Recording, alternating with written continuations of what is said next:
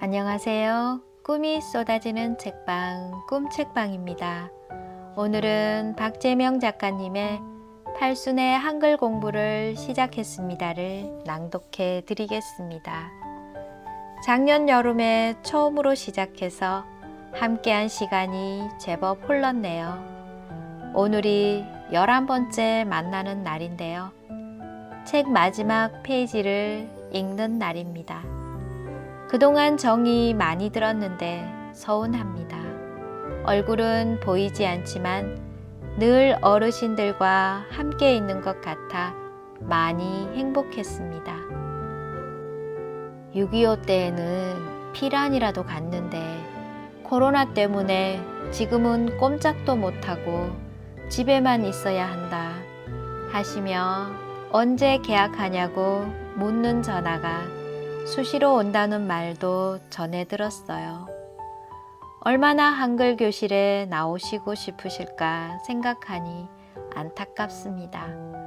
빨리 모든 것이 안정되고 어르신들이 가방 메고 한글 교실에서 모두가 꽃이야 노래를 부르고 직접 쓰신 시를 낭독하며 함께 이야기꽃을 피웠으면 좋겠습니다. 언제나 건강하시고 행복하시길 기도합니다. 팔순의 한글 공부를 시작했습니다. 박재명 지음 카시오페아. 내가 달라졌어요. 이재금. 복지관에서 글을 배운다. 나이는 많지만 예쁜 선생님이 잘 가르쳐 주신다. 글을 배우고 나니 내 인생이 달라졌다. 나의 마음이 넓어졌다. 세상 보는 마음의 눈이 커졌다. 말을 할 때도 예쁘게 하고 말을 예쁘게 하다 보니 나의 마음도 하루하루 예뻐지고 있다. 나의 주위 사람들도 예전과 다르게 마음이 밝아졌다. 나도 달라지고 친구들도 달라진 것 같다. 마음이 예뻐지고 있다. 한글 교실에 와서 한글 수업을 했는데 인생이 달라졌다. 공부를 해서 출세한 게 아니라 마음이 넓어지고 세상을 보는 마음의 눈이 커졌다. 여든 노인이 하는 말씨들이 예뻐졌단다. 마음도 하루가 다르게 예뻐지고 있다. 무슨 고백서나 간증문 같다. 어떤 형편에 이르렀는데 이런 표현을 하셨는지, 학습의 힘이 이렇게나 강한지 너무 반갑고 감격스러우면서 얼떨떨하기도 하다. 자기만 그런 게 아니라 주위 친구들도 예전과 달라졌단다. 마음이 밝아졌다고 표현하신다. 무엇 때문인지, 왜 그런지, 구체적으로 어떤 경우에 그러한지 쓰지 않아 알 길은 없지만 이제 참 기쁨과 행복을 누리고 있다. 정말 듣고 싶은 말이었다. 교사로서 처음 이 수업을 하면서 꿈꾸었던 일이다. 한글 수업을 통해 이분들이 즐겁고 행복해지는 것, 회복되고 성장되는 것이 나의 학습 목표였다. 그래서 행복하게 해드리자고 결심했는데 마침내 5년을 함께한 후 이런 글을 보게 되었다. 기쁨이 하늘을 뚫는다. 너무나 고맙다. 처음에는 반목도 심하고 갈등도 많았다. 불만도 심심찮게 표현하고 의견 충돌이 덜어 있었다. 아주 사소한 것으로 서로 다투기도 했다. 피해의식이 있었고 교사와 학생의 관계도 딱딱하고 형식적이었으며 불편하고 어려웠다. 이런 것들이 높은 단계의 반으로 올라갈수록 점차 사라졌으니 그간 한글 수업을 통해 어르신들이 변화한 결과가 아닐까. 겉으로 볼 때도 수업 분위기가 밝고 좋아졌다. 충돌이 없고 프로그램이 순조롭게 잘 진행되었다. 이러한 결과는 학생들의 내면이 성숙하고 변화된 데서 비롯된 것이다. 어르신들이 말씀하시길 스스로 말이 예뻐졌단다. 말은 마음을 담는 그릇이 아닌가. 형체가 없는 마음이 모양을 갖고 드러나는 것이 말이다. 마음을 담는 말이 예뻐지고 있다는 것은 글쓴이의 표현대로 마음이 예뻐지고 있다는 뜻이다. 말은 마음을 따라 자란다고 하지 않는가. 누군가 내 이야기를 듣고 이해해주면 내가 변해야 세상이 변한다고들 한다. 우리 자신이 변하면 이 세상을 바꿀 수 있다. 우리 자신을 바꾸는 방법은 우리가 매일 쓰는 언어와 대화 방식을 바꾸는 데서 시작한다. 말을 부드럽게 하고 판단이 아닌 관찰을 하고 평가보다는 감정을 말하고 공감하는 연민이 담긴 언어를 사용할 때 사람이 변한다고 한다. 반대로 사람이 성장하고 인격적으로 성숙하면 밖으로 나타나는 증거가 바로 언어의 변화다. 품이 있고 긍정적이며 연민을 불러일으키는 예쁜 말을 사용하게 된다. 그러니 말과 마음은 불가분의 관계다. 겉과 속이다. 하나다.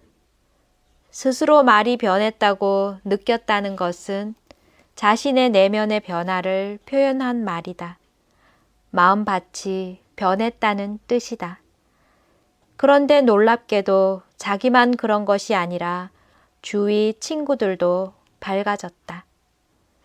그렇다면 어르신들의 말이 바뀌고 마음이 예뻐지게 된 원인은 무엇일까? 곰곰이 생각해보면 여러 가지가 있겠지만 무엇보다 공부를 통해 갑갑했던 눈이 열리면서 자신감이 회복된 결과다.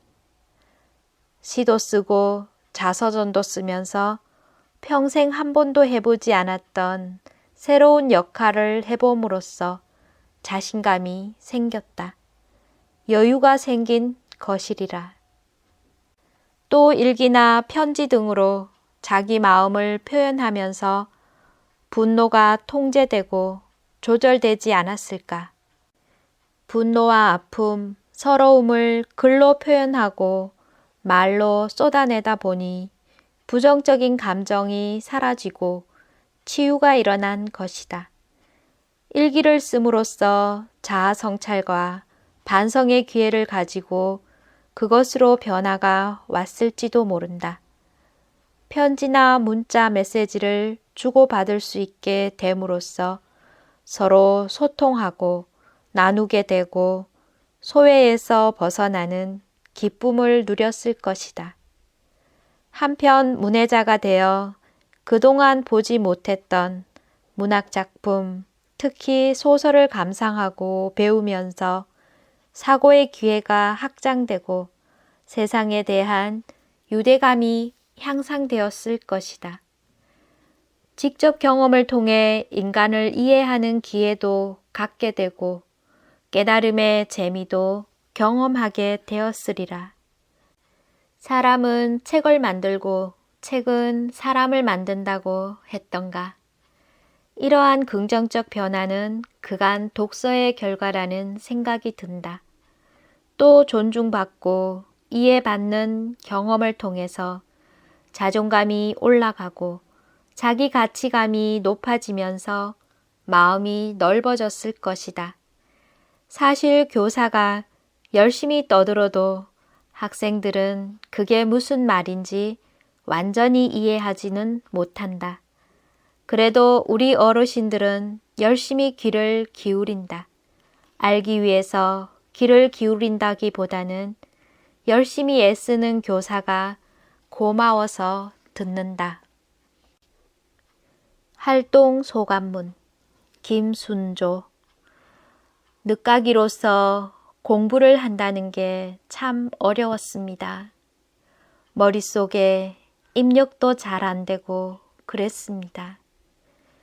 그런데 선생님이 알기 쉽게 이 방법 저 방법으로 열심히 가르쳐 주신 덕택에 공부가 하면 할수록 친구처럼 재미있을 때도 많습니다. 교복을 입고 밖에 나가 사진을 찍고 웃으며 보냈던 시간이 제일 기억에 남습니다. 그 순간만큼은 10년도 더 젊은 기분이 났습니다. 우리 마음을 알아주시는 선생님과 복지관 여러분께 감사드립니다. 수료식 때 어르신이 쓰신 활동 소감문의 일부이다. 이 글을 보면 선생님이 가르치려고 이 방법 저 방법 쓰는 것을 아신다. 설명 내용은 몰라도 애쓴다는 것은 알고 있다. 그래서 열심히 듣는다. 다행히 이분은 공부가 친구처럼 재미있을 때도 많았다.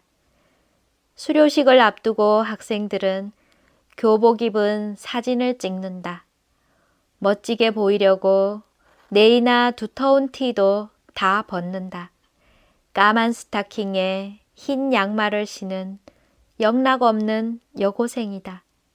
모두가 임예진이다. 멋들어지게 모자를 올려 쓰고 가방을 옆구리에 낀 모습이 그야말로 멋있는 남학생이다. 이덕화보다 더 멋있다. 복지사 선생님이 일일이 독사진, 조별사진, 단체사진 등 이쁘게도 찍어준다. 깔깔깔깔 껄껄껄껄 이때만큼은 세상이 거꾸로 돌아가 28 청춘이 그 자리에 서 있다. 이 행사를 마치고 어르신들은 말한다. 자기들의 마음을 알아주어서 고맙다고 이해받고 배려받은 기쁨을 기꺼이 표현하신다. 학생들은 간혹 나는 공부보다 선생님 보러 온다 고 말씀하신다. 교사나 복지관 관계자들이 어르신들을 위해서 최선을 다하는 모습을 보러 오는 것이다. 거기에서 위안을 얻고 기쁨을 맛본다. 그리고 회복된다. 가난하고 글자를 모른다고 또 여자라는 이유로 천대받고 무시받으면서 살아온 삶이었다. 한 번도 넉넉히 사랑받아 보지 못한 분들이다. 그래서 어쩌면 더 회복이 빠른지도 모르겠다. 한글 골든벨, 교복 입고 사진 찍기, 문학기행, 금융교육 등 학생들을 위한 여러 활동, 그리고 복지관 관계자와 교사에게서 이해받고 존중받는 체험이 정신적 성장과 심리적 변화를 가져오는데 보탬이 되었을 것이다. 시 수업을 통해 자신의 삶을 나누는 과정에서 공감하고 공감받는 경험, 지지와 수용의 체험이 어르신들의 변화를 가져온 원동력이 된 게 아닐까. 우리는 모두 시로 표현된 친구들의 삶을 참으로 열심히 진지하게 경청한다. 심리학자 칼 로저스는 누군가가 내 이야기를 듣고 나를 이해해주면 나는 새로운 눈으로 세상을 다시 보게 되어 앞으로 나아갈 수 있다 고 했다. 어르신들의 이야기를 귀 기울여 들어주고 또 이해해 줌으로써 새로운 변화가 생겼다. 앞에서 소개한 시의 표현에 의하면 세상을 보는 마음의 눈이 커진 것이다. 그리고 앞으로 나아가게 된 것이다. 성장하고 회복되는 아름다운 경험을 누리게 되었다. 그 힘으로 늦었지만 새로운 인생을 꿈꾼다. 늦은 꿈, 박달막. 세상에 이런 꽃 보았나요? 백합꽃도 꽃이고요. 장미꽃도 꽃인데요. 활짝 핀 이런 꽃 보았나요? 꽃 중에 제일 좋은 꽃, 한글꽃인걸요.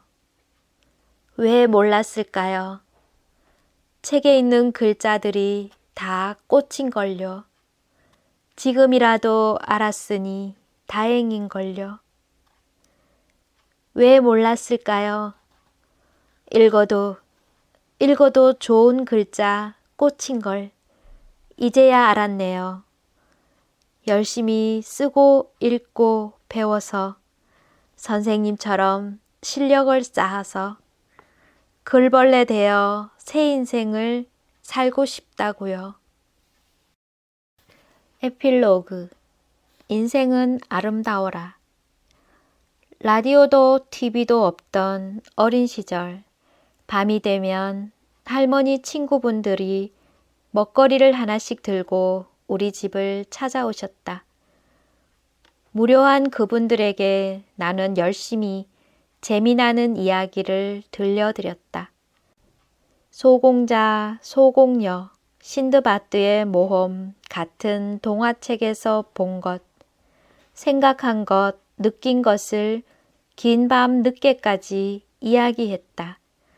연함은 살밖에 안 된 여자아이의 짓거림을 할머니들은 참 열심히 들어주셨다. 함께 웃고 함께 슬퍼하고 함께 놀라고 또 같이 기뻐하고. 어떻게 해서 이 일이 시작됐는지는 모르겠다. 할머니들이 요청한 것은 아마도 아닐 테고 책 읽은 감동을 혼자 사귀기 아까워서 아마도 내가 자원해서 한 게 아닐까 싶다. 나름대로 상상력을 동원해 이야기하면 할머니와 친구분들은 재미난다고 고맙다고 칭찬을 아끼지 않았다. 어린 시절 나의 유일한 즐거움이었다. 그 재미에 나는 이야기를 또 준비하고 연습했다. 얼마나 많은 책을 읽었는지 모른다. 학급 문고의 책을 거의 다 가지고 와서 읽었다. 나중에 책을 반납할 때 100여 권이 넘었던 것으로 기억한다. 또 재미나게 전하기 위해 말하는 연습은 얼마나 했겠는가. 그 당시 부모님은 대도시에 나가고 안 계셨고 할머니, 숙모, 삼촌, 사촌과 함께 살았다. 어느 날 숙모가 하셨던 말이 아직도 기억에 남는다. 이야기 잘하는 사람은 가난하게 산단다. 그러니 그만하라고 하셨다. 참 특별나게도 살았던가 보다. 그때 나는 충고를 들은 척도 안 했다. 가르치고 전하기 위해서 이웃 어르신들에게 즐거움을 선사하기 위해 했던 행동들은 집에서 나의 존재감을 드러내고 내가 중요한 사람이라고 인정받는 유일한 일이었다. 가부장적 가정 분위기, 유교적이고 전근대적인 가치관 속에서 나는 아무짝에도 소용이 없는 딸이었기에 이 즐거움을 위해서라면 훗날 좀 가난해도 괜찮을 것 같았다.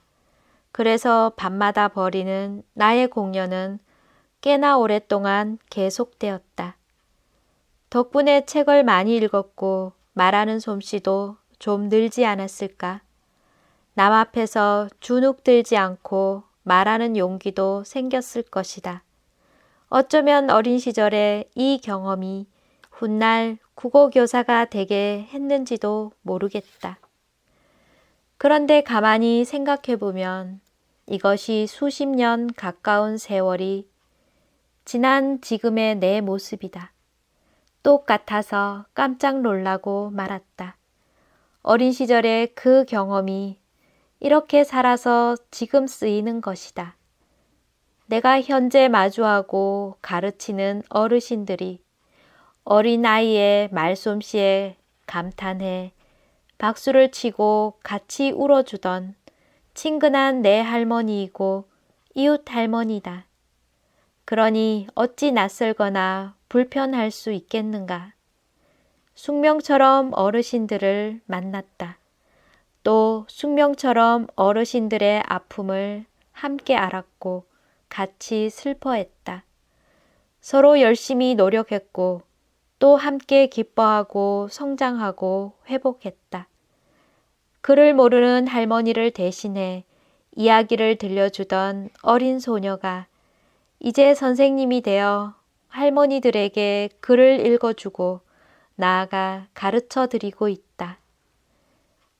따뜻하고 정 많던 그때 그 할머니들이 이제는 듣고만 있는 것이 아니라 글을 배운다. 옛날에 박수치고 같이 슬퍼하던 그분들이 직접 글을 쓰고 읽는다. 마침내 글자를 다 익혀서 일기도 쓰고 편지도 쓰고 시도 쓴다. 또 얼마나 멋진 분으로 바뀌었는지 마음도 너르고 여유도 있고 정말 행복한 삶을 살아간다. 이것을 바라보는 어린 손녀도 멋진 어른으로 자란다. 아, 인생은 아름답다. 10여 년의 정년을 남겨놓고 일찍 퇴직하면서 이유야 어찌 되었건 실패감과 자괴감이 있었다. 훌륭한 교사로 교직 생활을 마무리하고 싶었던 꿈이 좌절되어 허무하고 허탈했다. 미완으로 끝난 것 같은 찝찝함으로 한참 동안 마음이 아프고 심란했다. 그런데 성인문의 강의를 맡으며 어르신들과 함께 울고 웃으면서 어느새 그 감정은 사라지고 날마다 의욕과 자신감이 차올랐다. 교직 생활 중 교사로서 이루지 못했던, 그래서 아쉬움으로 남았던 것들을 노인 학생들을 가르치면서 완전히 날려보냈다. 어르신들의 수치심과 열등감이 타인으로부터 존중받고 이해받으며 서로 공감하고 공감받음으로써 치유되고 회복되었다. 이제 자신감을 갖고 노년을 행복하게 보내고 있다. 나도 갑작스러운 조기 퇴직 후 어르신들을 통해 존중받고 사랑받으며 그분들의 삶에 기여했다는 확신을 얻음으로써 결핍이 채워지고 자존감이 회복되었다. 그리하여 생각지도 못했는데 인생 2막을 새롭게 그리고 멋지게 보내고 있다. 어르신들이 겪은 문맹, 야만적인 차별 등의 고난이 오늘날 축복이 되었듯이 나의 과거, 거부의 경험과 어려운 환경으로 인한 상처가 현재 깊은 행복을 가져다 주었다. 인생은 얼마나 아름다운가. 2019년 3월 어느 따뜻한 날 눈부신 아침 햇살을 느끼며 아원씀. 오늘은 여기까지입니다. 숙명처럼 어르신들을 만났다. 또 숙명처럼 어르신들의 아픔을 함께 알았고 같이 슬퍼했다. 서로 열심히 노력했고 함께 기뻐하고 성장하고 회복했다. 이렇게 작가님은 에필로그에서 이야기합니다. 선생님과 늦깎이 우리 학생 어르신들이 만들어낸 이 책은 읽는 사람들의 가슴 한켠뿐만 아니라 우리나라의 역사 속 한 자락으로도 남게 될 것 같습니다. 영상이 마음에 드시면 구독, 좋아요 잊지 마세요. 항상 큰 용기가 됩니다. 감사합니다. 사랑합니다. 축복합니다.